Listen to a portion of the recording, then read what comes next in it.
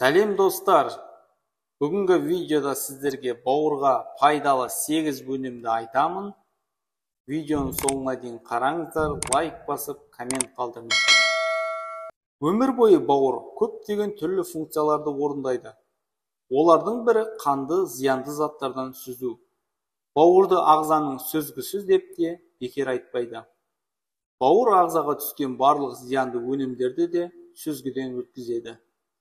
Бауырыңызды мүмкіндігінше тез қалпына келтіру үшін диетаңызға келесі тағамдар мен сусындарды қосыңыз. Кофе.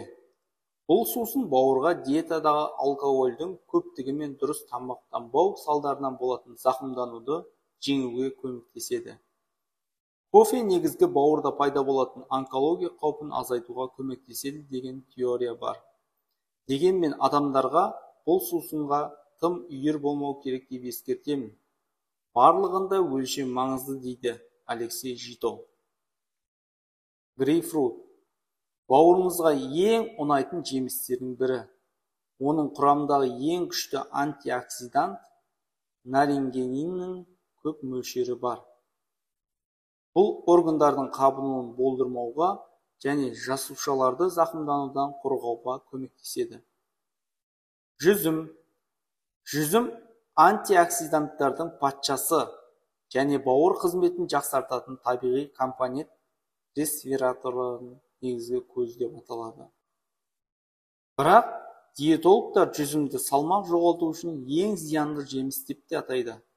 Оның басқа да қарсы көрсеткіштері бар. Асқабақ.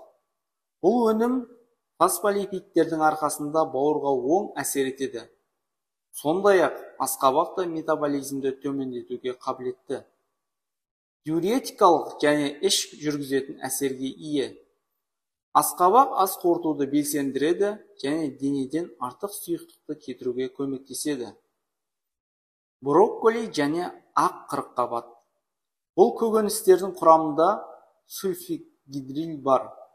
Ол метаболизмді жақсартады, сонымен қатар олар денені күн сайын дерлік күресетін әртүрлі улы элементтердің әсерінен қорғайды. Жаңғақ және жаңғақ майы.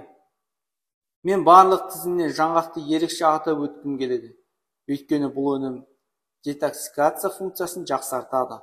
Яғни бұл ағзадағы зиянды заттарды табиғи түрде шығару дейді эндокринологтар. Тіпті күніне жаңғақтардың ең аз мөлшерде пайдалы болады.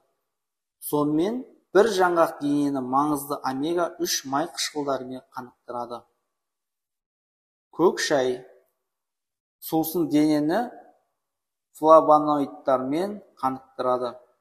Олар қатерлі ісіктің кейбір түрлерінің, соның ішінде бауыр ісігінің дамуына жол бермейді.